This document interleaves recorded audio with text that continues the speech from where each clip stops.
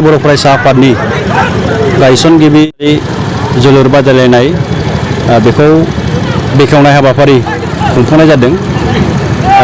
दहाय एसे सिगाङाव एबा फुंबिलियाव रामफलबिल दख'रा दुलाराय बर' फरायसा आफाद आरो रामफलबिल दख'रा गेलेमु आफादनि फिरफिला उराय होनायजों लोगोसे जोंनि गेदेमा रुंसारि कनेक्सन नार्जारिनि सावगारियाव आलारि बाथि सावनाय बिबार बावनाय हाबाफारिबो जोबखांबाय। 2 रिंगानिफ्राय बेलासि 2 रिंगानिफ्राय बे 17थि रुंसारि कनेक्सन नार्जारिनिनो मुङाव जोङो 17थि जोलुर बादायलायनाय हाबाफारि जोङो बेखौ बेखेवनाय हाबाफारिखौ जोङो खुंफुंदों।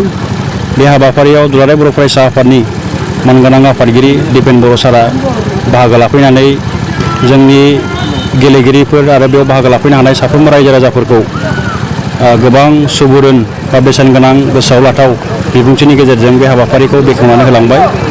दा बेनि थाखायनो बिथांनिसिम जोङो खुंफुं आफादनि जानानै रोजा रोजा साबायखर जासिहरदों। दा रामफलबिल दख'रा दुलाराय बर' फरायसा आफाद बा बे रामफलबिल हालामनि बै समनि आगुनि दैदेनगिरि गेदेमा बिथांमोनहा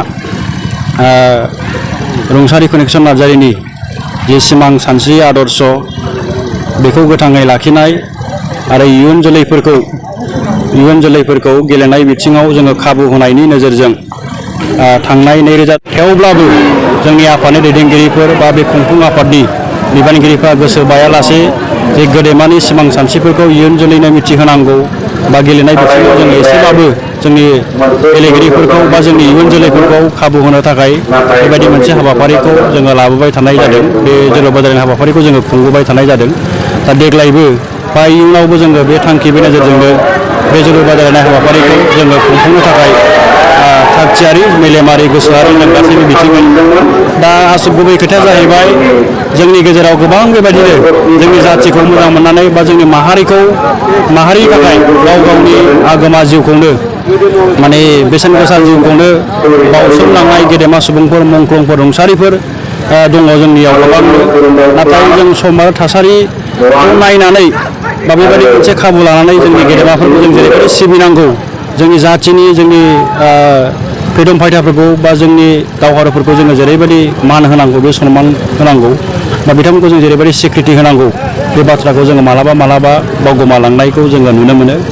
दा जोंनि ओनसोलावबो गोबां बेबायदिनो गेदेमा सुबुंफोर जोङो दंबावो। दा बिथांमोनखौ जोङो सम आरो थासारिखौ नायनानै बिथांमोनखौ सिबिनाय बा इयुन जोलैफोरनो बिथांमोननि सिमां सानस्रिखौ मिथिहोनायनि जे मोनसे खाबुखौ जोङो खालामबाय थानो थाखाय नाजादों। दा मोनसे जटिल मोनसे बैबायदि थासारिनिफ्राय दिनै फैयै बर' जाथिया मोनसे दिनै नैबे 21 जौथायाव जोङो जाबायदि मोनसे पर्यायाव सफैबाय, आरोबाव जोङो बिनिफ्राय आवगायलांनांगौ बा जोंनि जाथिखौ आरोबाव बिनिफ्राय जों गोजौआव दैखांलांनांगौआ आथिखालनि इयुन जोलैफोर बा आथिखालनि साफ्रोमबो आफादफोर बा दैदेनगिरिफोरनि मोनसे बिबान। थांनाय 19 जौथाय 20 जौथाय आरो दा आथिखालनि 21 जौथायनि जे बर' जाथिनि जारिमिनखौ जों नायोबा नुगोन, जारिमिनखौ जोङो बिजिरोबा नुगोन, जोंनि सिमां थांखि मिजिंफोरा जोंनिया मोनसेब्लाबो, जोंनि सिमां थांखि मिजिंआ जोंनिया मोनसेब्लाबो नाथाय जोंनि जे आइडिय'लजि, जोंनि साननाय हनाया गोरोबलायैनि थाखाय जोङो खौसे जानानै खामानि मावनो हायाखै। जोङो माने मोनसे लामाजोंनो जोङो हान्थिलायनो हायाखै। नाथाय बेवहाय जोंहा गोबां खहा जाबोदों।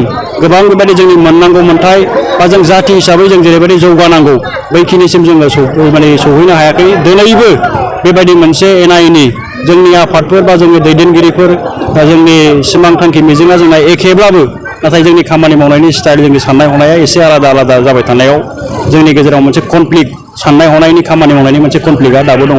दा बेबायदि सिन्थाधाराखौ, राजखान्थियारि नोजोरखौ बा गाव गावनि लाबालाबखौल' नायाजासे जोंनि जाथिखौ दैदेननायाव, जोंनि माहारिखौ दैदेननायाव जोङो दुलाराय बर' फरायसा आफाद हिसाबै जोङो जेब्लायबो जोंनि दैदेनगिरिफोरखौ, जोंनि आफादफोरखौ खौसेयै मोनसे लामाजों जोङो हान्थिनायखौ जोङो जेब्लायबो लुबैयो।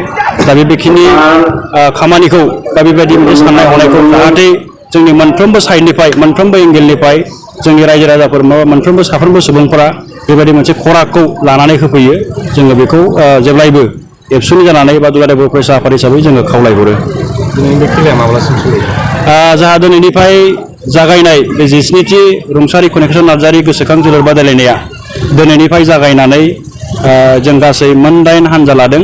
दा जोंना मोन 7 खेला जागोन। फैगौ 21 अक्ट'बर 2023 खालि जोङो फाइनाल बादायलायनाय एबा क्लजिं सेरेमनि जोङो बेखौ खुंफुंनो थाखाय थाग थियारि जादों आरो बे क्लजिं सेरेमनि फाइनाल गेम खालि जोङो गाहाय आलासि महरै आथिखालनि बिटिआरनि मानगोनां गाहाय मावफुं सोद्रोमा प्रमद बर' बिथांखौ बाहागो लाफैगोन होननानै बिथाङा जोंनो खोथा होदों। दा बे आसा बे मिजिंजोंनो जोङो बै सानखालिसिम जोंनि बे हाबाफारि बा बेखौहाय जों गाहामै गाहाम खुंफुंनो थाखाय दासिम थाग थियारि जानानै दङ। बे खेलाखौ जाफुंसार होनायाव ओनसोलनि रायजो राजाफोर जोबोद जोङो साबायखर बावनांगोन आरो जोङो जोंनि बे ओनसोलनि बे रामफलबिल हालामनि जोंनि साननो हनो गोरों मेलेमजिबि जोंनि रायजो राजाफोरखौ जोङो माने गोसो गोरबोजों साबायखर जासिदों जे थांनाय 2006 मायथाइनिफ्राय गोबां दुखु खस्थ'नि गेजेरजों मालाबा थोब्ले माब्ले रांजों मालाबा थाखा फैसा जोङो आखायाव गैयाब्लाबो बे जोलुर बादायनायखौ खुंबै देग्लाय 2023 जोङो 17थि खेबसिम सफैबाय।